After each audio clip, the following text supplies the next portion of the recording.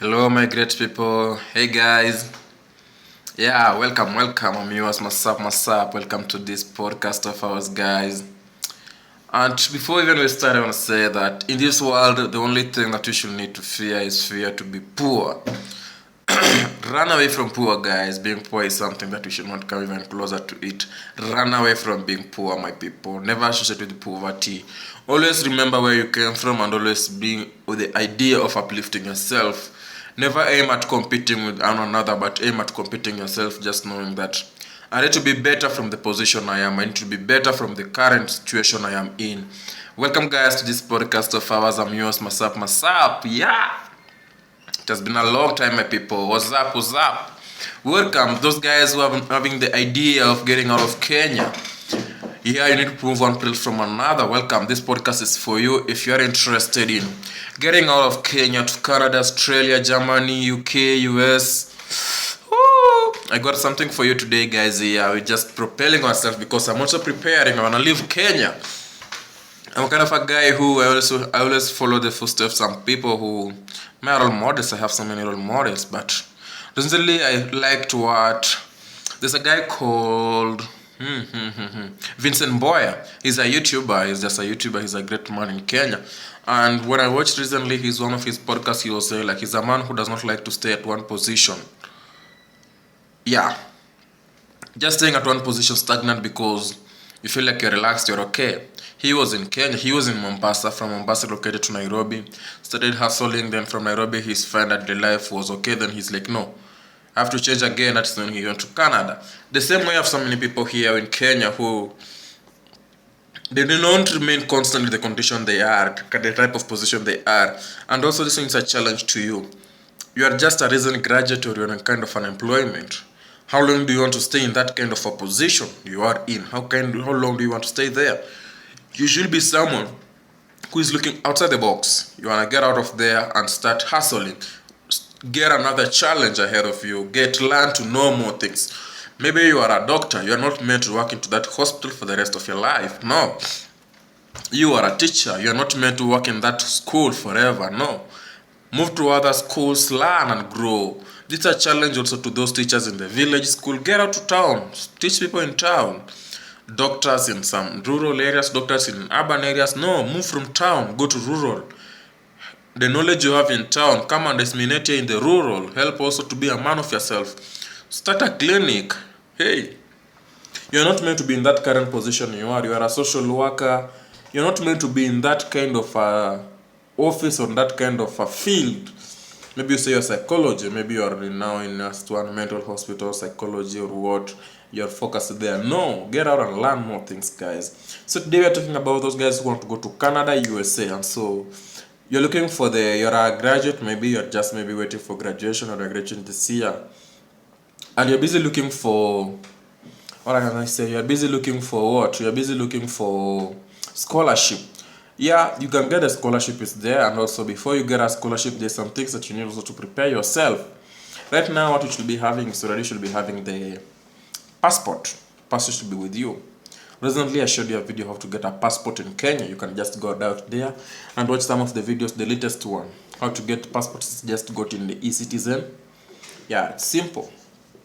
So when you get a passport, that's maybe 34, that is 4,500 at the current price now. After 3 weeks, you get it.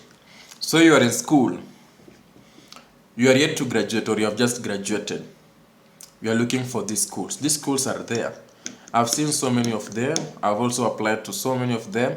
But I've always reached a point where they require my transcript and my degree. And I'm yet to finish that study. So when I reach there, it is like it backfires. So I have to wait till I get it. So that's why I'm still stagnant. But for you who you're almost getting it or you have already got it, this video is for you and also for your friends there outside who are having that dream. So many people want to leave Kenya. So many people want to go to Germany. I recently saw that in Germany, the population of the elderly, people are very, very old there. It's in terms of percentage, 90% are old. So the workforce is limited, but the only challenge about going to Germany is the language barrier. So many people speak Germany and so many Kenyans and Africans are not that well versed with it. Maybe many of Africans, they are good in English and French, so it becomes a challenge. Many of them are not good in German. So after getting the passport, you have gone to the application. It's simple how to do the application of these schools. You just go to YouTube. You can also come here to do research on YouTube. You know, these days you can do research in everything, and everything you do, then type there the course you're doing and ask scholarship in that country you're going. Either you're going Canada, either you're going USA, just search. Maybe say you are a psychology, just type psychology master scholarship in Canada for international student. Social work master scholarship in USA.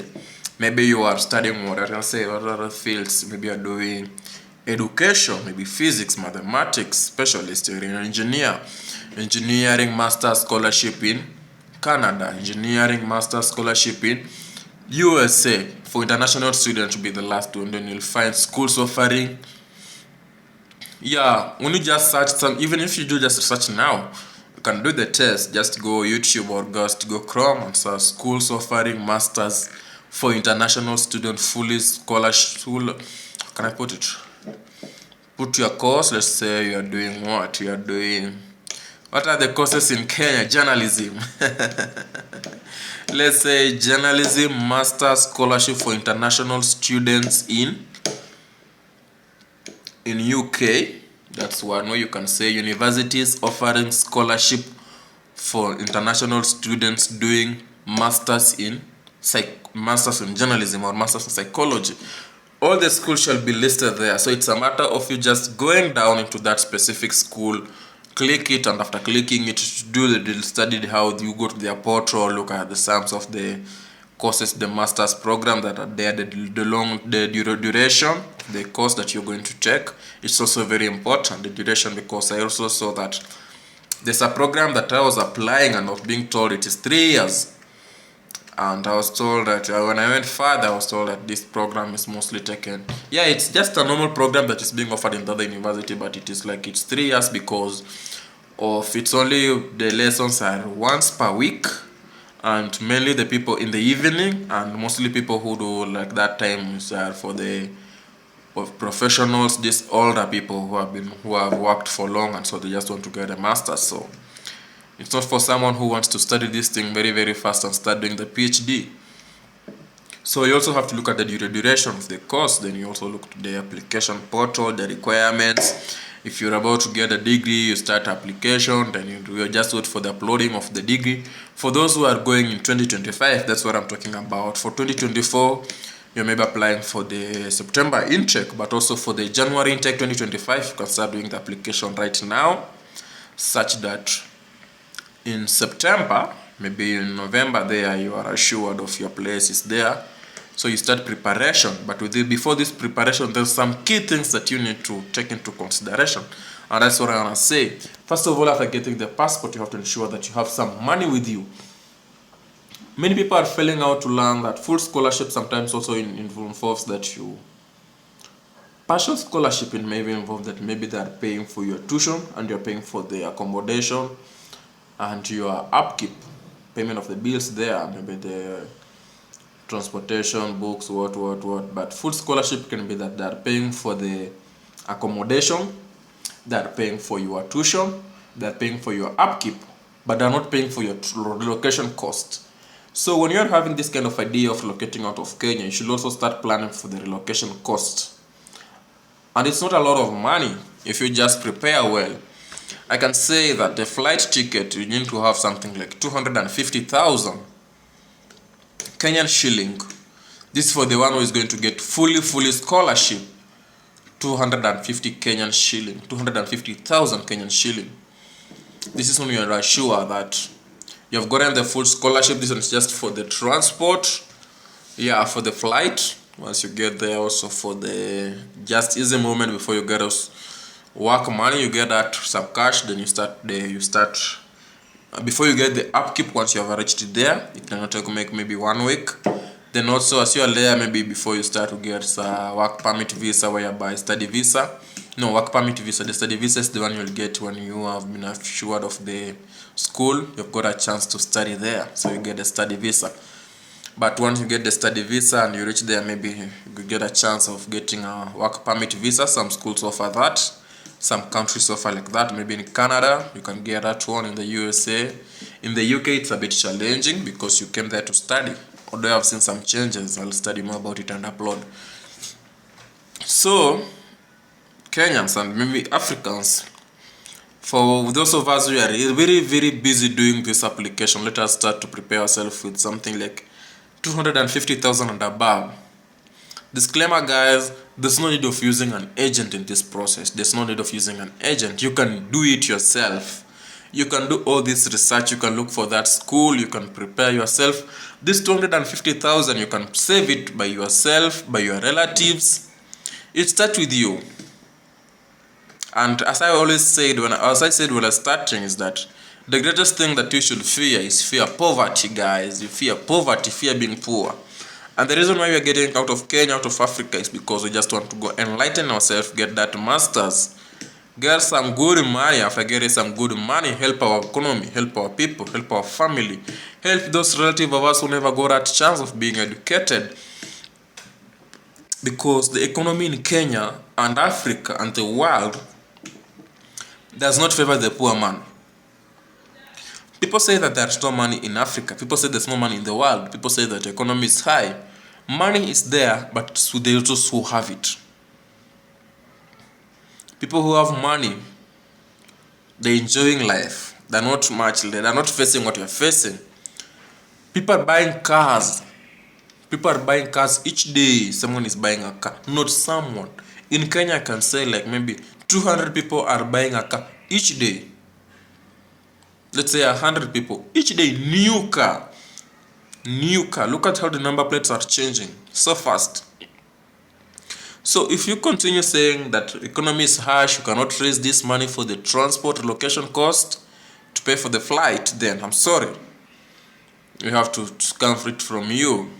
Before the people say that you're serious, you also have to raise some money. Maybe you raise half of it, then you come now to the family, relative, church, friends. They help you to contribute, and this is what most of the Kalenjins are using. I already talked about this in one of the podcasts, in one of the videos I shared about why Kalenjins are so much moving out to Kenya do these social economic programs where they're having, whereby I've talked about this, and I'm not can just say you can also go and watch and talk also about this. You see about what I'm talking about is that in Kalenjin community in Kenya, that's why there's so many Kalenjins in Australia. Even there's a place just called Kalenjin, like it's a community. And so recently they had a function that was fully packed. Fully packed, and even I was wondering, hey, this is more than what is happening in Kenya. Someone can hold an event, and Kenyans don't attend to such event so much. It was fully packed. Kalenjins were a lot. It was Kalenjins Day, and so I realized that there are so many of them there. And when I did research, I realized that per day, the number of Kalenjin youths living in Kenya, it's up to 10 per day. Per day, 10 Kalenjins from the, is it called Rift Valley, that live in Kenya. 10, over 10. It's not less than 10, over 10 youths. How are they making it? Through WhatsApp groups whereby you find that they are so much connected and they work together, whereby if the community is helping one to grow, to go out of Kenya, they say like this week, this clan, we are contributing for this person. The whole week on a Monday, they have maybe people are sending 500 within that clan. On Tuesday, people are sending 1,000 Kenyan shilling within the clan. On Wednesday, maybe 200. On Thursday, break. On Friday, 2,000. On Saturday, 2,000. On Sunday, 1,000. What, like that for the whole month. And it's written down in the agreement. And once you get there, in Australia or wherever you go, you as a youth having supported by the community, you have an obligation. There's so much connected, there's so much into it, such that when you reach there, you also have an obligation of ensuring that you bring, I don't know if it is 2 or 5, not sure about that, but you also bring some other people from where you come from, not from your immediate family, to come to Australia and you host them. I think that 5 or 2. Within a year, you're supposed to have insured. Within 2 or 3 years, you have to insure per year, maybe to 2. You have to ensure that they have gone and you have hosted them there, and you have ensured they've got a job. And also those that you bring, they also have a duty Once they reach there, because they were not contributed by the family, they have to double the number of people that you have been able to bring there, so that they can be well with the community can be accept them as true kings. So you see how it is working. So people are helping each other to relocate to there, and most of them are going for the studies. And it's a question to you: if you don't study, if you don't take your kids to school, just imagine how the future will be. But also, if everybody is educated, I don't know who will be doing this other kind of manual works, but let's hope for the best. But what I can say is that the future is not good for those who not come out of their comfort zone. The future is not smart. Let us remember always in the morning that we wake up and pray for the God to just help us put our plans to God and ensure that we make it in life, guys. Let us prepare, guys, for those wishing to go to Canada, Australia. Hey, thank you for watching this video. Just give that subscription, my people. Kindly subscribe, share, comment to your friends. Give the subscription to encourage me continue uploading more videos. Let's continue with the subscription, guys. Comment, share, find time to go and watch also other videos. I've talked a lot, guys. Thank you.